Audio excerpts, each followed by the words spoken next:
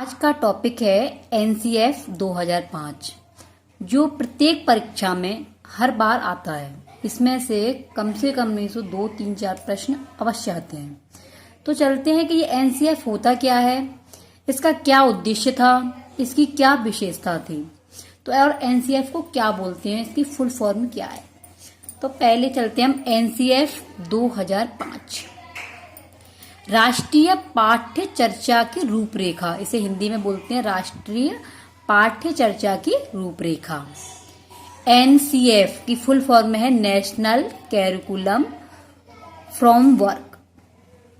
अब आता है एनसीएफ 2005 के अध्यक्ष कौन थे।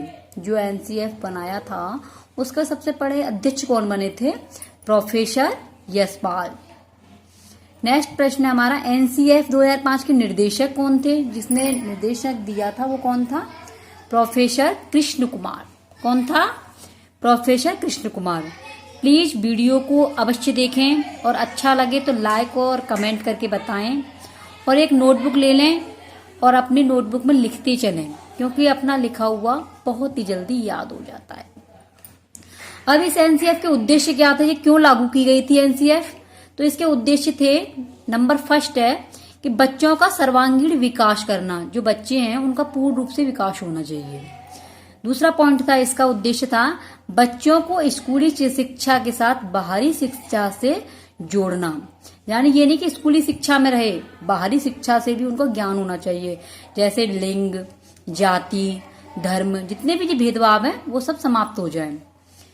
नेक्स्ट इसका उद्देश्य था एनसीएफ 2005 का कि बालकों के मूल्यांकन के लिए सतत एवं व्यापक मूल्यांकन पर बल देती है।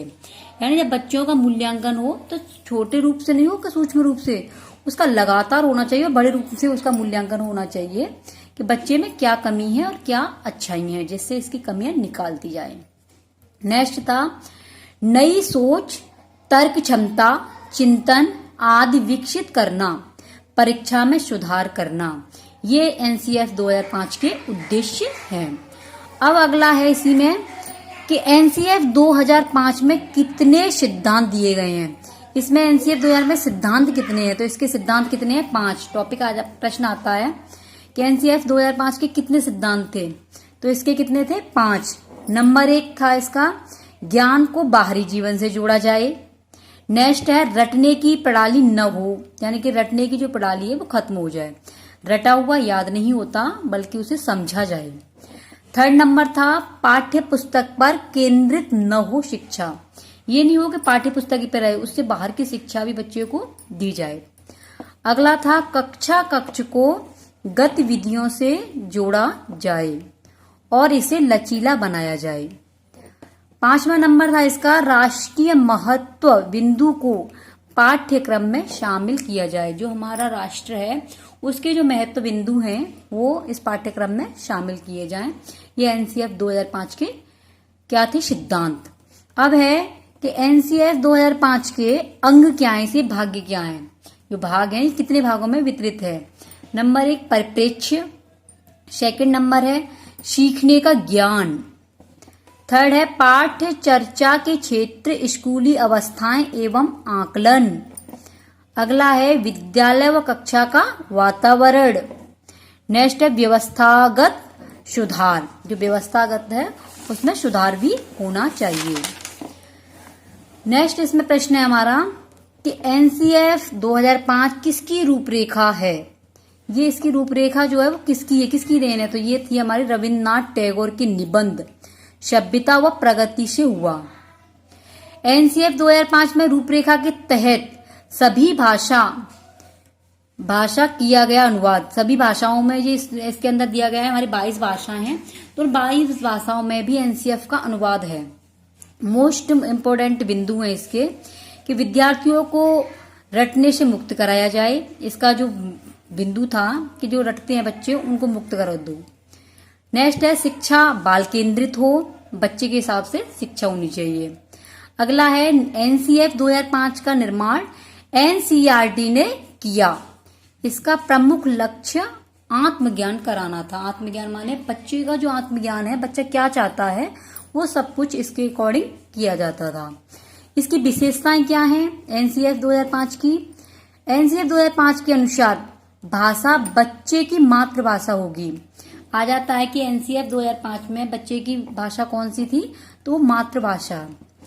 नेक्स्ट है इसकी विशेषता, शिक्षण सूत्र ज्ञात से अज्ञात व मूर्त से अमूर्त की ओर प्रयोग होगा। मोटी किताबें न हो, क्योंकि मोटी किताबों से बच्चा पढ़ नहीं पाता है। बच्चे के लिए किताब छोटी होनी चाहिए और चित्रयुक्त होनी चाहिए, जिससे बच्चा अच्छी तरीके से समझ सके। नेक्स्ट है बालकों के चहुमुखी विकास पर आधारित पाठ्य चर्चा चर्या हो, जो बच्चों को चारों तरफ से विकास करता हो, ऐसी उसकी पाठ्य चर्चा चर्या हो। नेक्स्ट है सभी विद्यार्थियों हेतु समावेशी वातावरण तैयार करना। जितने भी हमारे बच्चे हैं उनके अकॉर्डिंग उनका वातावरण तैयार करना। बच्चा क्या चाहता है, बच्चे की क्या डिमांड है, वो बच्चों की पूर्ति की जाए एनसीईआरटी के तहत। अब है पाठ्यक्रम। पाठ्यक्रम क्या होता है? पाठ्यक्रम 2 शब्दों से मिलकर बना है। कितने शब्दों से? 2 शब्दों से। पाठ्य प्लस क्रम। पाठ्य माने होता है पढ़ने योग्य सामग्री और क्रम माने एक निश्चित व्यवस्था, अर्थात पढ़ने योग्य सामग्री की एक निश्चित व्यवस्था ही पाठ्यक्रम है। पाठ्यक्रम अंग्रेजी भाषा के करिकुलम किसके? करिकुलम शब्द से बना है। किससे बना है? करिकुलम शब्द से। तथा करिकुलम शब्द लैटिन भाषा के कुर्रर किससे? कुर्रर शब्द से बना है। इसका अर्थ होता है दौड़ का मैदान। कुर्रर का अर्थ क्या होता है? दौड़ का मैदान। नोट अवश्य कर लेना, आपके लिए बहुत इंपॉर्टेंट है। इसमें से सीटेट हुआ, आपका आरपीएससी का मनोविज्ञान होता है, उसमें भी ये आते हैं। अर्थात पाठ्यक्रम एक ऐसा दौड़ का मैदान है जिस पर दौड़कर विद्यार्थी अपने द्वारा निर्धारित किए गए लक्ष्य को प्राप्त करता है। ठीक है। अब एनसीएफ 2005 के ऊपर जितनी परीक्षाओं में जो प्रश्न पूछे गए हैं वो प्रश्नों को मैं आपको बताऊंगी, इसलिए आप वीडियो को पूरा देखें और नोट भी करें और हमें बताएं कि आपको वीडियो कैसा लगा।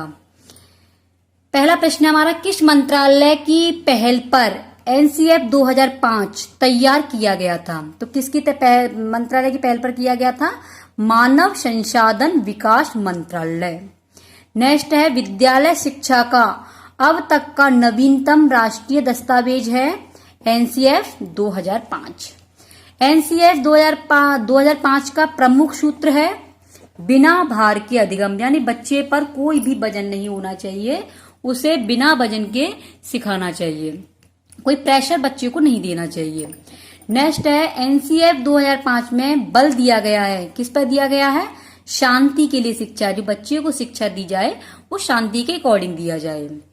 नेक्स्ट है किसकी अध्यक्षता में विद्वानों ने एनसीएफ 2005 तैयार किया? अभी मैंने आपको बताया था किस पे किया था, प्रोफेसर यशपाल के तहत। नेक्स्ट है एनसीएफ 2005 की कार्यशाला कहां पर आयोजित की गई है? कहां पर है ये कार्यशाला एनसीएफ की? एनसीईआरटी नई दिल्ली में। नेक्स्ट है एनसीएफ 2005 का भाषा फार्मूला है त्रिभाषाई फार्मूला। कौन सा है? त्रिभाषाई फार्मूला। राधे राधे दोस्तों, आपको वीडियो कैसा लगा प्लीज आप मुझे बताएं और अच्छा लगे तो लाइक और कमेंट करना ना भूलें।